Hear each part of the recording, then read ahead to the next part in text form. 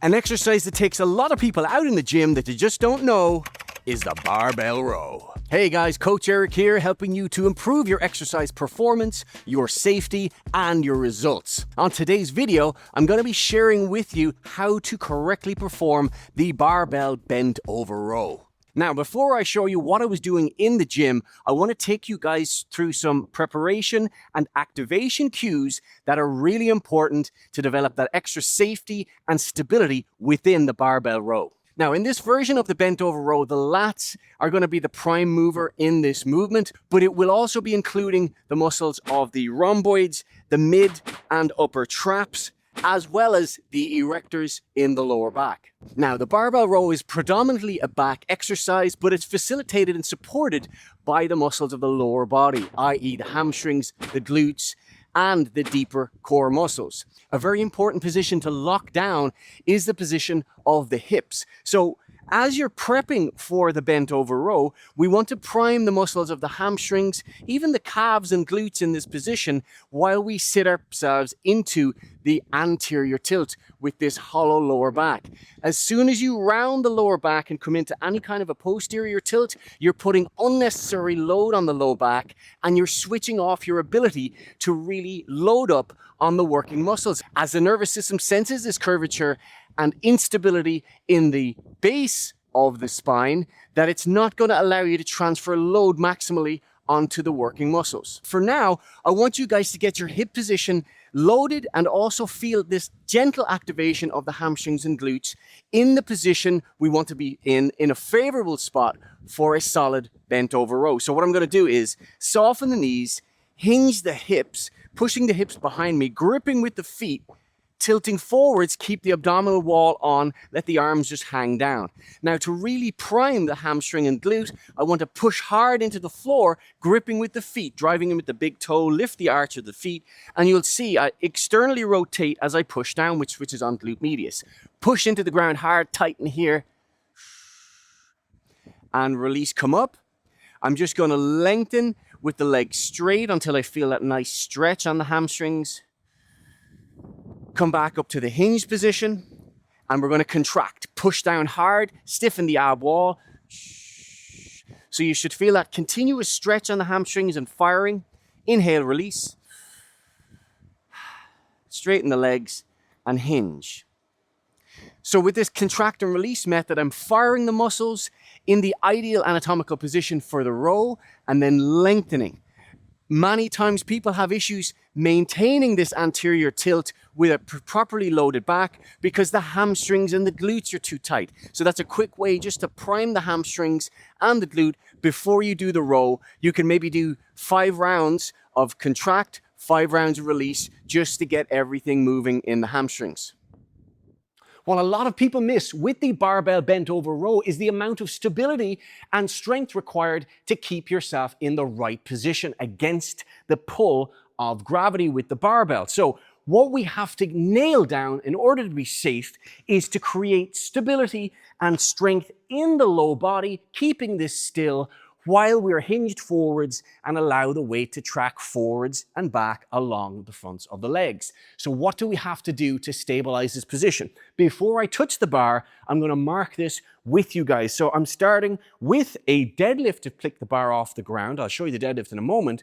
But once I get to the vertical position, I'm going to soften the knees and I'm going to hinge forwards. Now, when I hinge forwards, I want to spiral tension outwards into the glute medius to stabilize the glutes, grip like crazy with the feet to switch on the posterior chain muscles of the lower body, which is the hamstrings and glutes. And I also have to keep intra-abdominal tension through our transverse abdominis, our natural weights belt. Keep this bad boy switched on throughout this exercise. Otherwise, your low back is going to be suffering for days, weeks, and potentially months after you do this. So start light with this exercise. Make sure you're stable and conscious as you move through this, especially through the fatigue, because if we get fatigued, we pay less attention to the tension in the structure and our position of our body. So let's get started. Get as close to the bar as possible, like a good deadlift technique. I'm going to sink down, take an overhand grip. Now I'm going just outside shoulder width position here, which is going to have a combination of hitting lats, hitting traps, hitting rhomboids, and of course, hitting the inner muscles of the core and those stabilizer muscles in the low back. A little bit of rear delts in here as well. So I'm going to hinge forwards, take outside a shoulder width grip position. I'm going to sink my hips down, pulling my hips towards the bar, okay? So I don't want to pull the bar from here.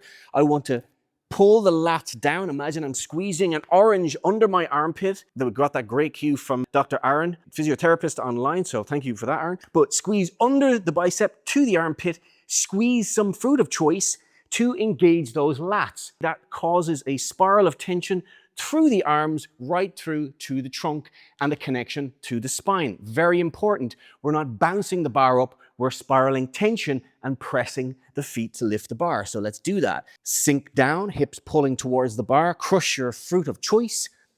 Take a strong inhalation, stiffen the transverse abdominis, press the feet. We stand up. Now, I want to soften the knees. Hinge forwards, but maintain stability through our transverse abdominis and let the bar glide down the fronts of the legs. Head is long. I'm going to inhale, fully stiffen, exhale, pull the bar to the belly button, pulling the elbows towards the ceiling. Inhale, release. Lengthen and shorten. Now I want you to really start the movement between the shoulder blades. Pull the shoulder blades together, transfer that load onto the lats, squeeze tension, hold at the top, and then release slow. Once more. Inhale, prep. Exhale, pull. And release. Oh, we're back. We're back. We're back live on the roof. So we want to pick up on our activation cues with the barbell row by first of all crushing the bar. So as I spiral that tension, externally rotating the shoulders, switching on those lats, keeping this whole structure rigid, I want to make sure that this transfers onto the bar, pulling downwards so that you can almost feel like that you could break the bar this way. That really helps to spiral in tension to the working muscles of the lats and those traps and rhomboids, getting everything locked in nice and tight so you get that sharper mind-muscle connection to what's working and how much the muscle's actually working as you go from the concentric phase to the eccentric phase. We also want to make sure that the bar path stays, in this version of the row anyway, pulling towards the belly button. And imagine the elbows, rather than rolling up and closing the shoulder down, we pull the elbow towards the hip line as well and to the ceiling. We want to extend those arms as much as possible, pulling those elbows to the sky, which really works on that lat focus. That is one of the primary activations of those lats, is getting your arms into extension. So we really want to fire and imagine pulling the elbows towards the sky as we pull the bar in. To release the bar, we want to get a nice stretch on the bottom end of those lats. So as we pull, we're fully firing all of the lats and all of the back muscles. And as we release slowly down, I'm maintaining core stability. Do not switch off the core. You got to breathe behind that shield, okay? So short breaths to recover. I like to inhale on the way down to really stiffen and then exhale on the pull. So lock this off. But as we release the bar, I want you to maintain the anterior tilt, rely on the hamstring and glute activation, gripping with the feet, and allow the scaps to roll around the body. Get a nice long stretch through in a protracted scap, and then retract the scaps, firing those lats to start a new rep. The name of the game is to get as much activation through the muscle on the concentric phase and continuously on the eccentric phase. Alright guys, that is it for our barbell bent over row tutorial. If you want to learn how to properly do a kettlebell swing, then check out my previous video here, where I also show you how to effectively dodge a trainer that's thrown at my face by my lovely wife. Don't forget to like and subscribe, as I need your help to grow this channel as it is brand new.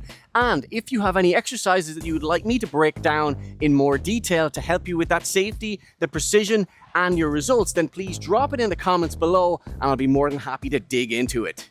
If you want to have me as your coach, then head over to ericHigginscoaching.com, where I can talk you through customized coaching. The link is in the description below. We'll see you on the next one. Bam!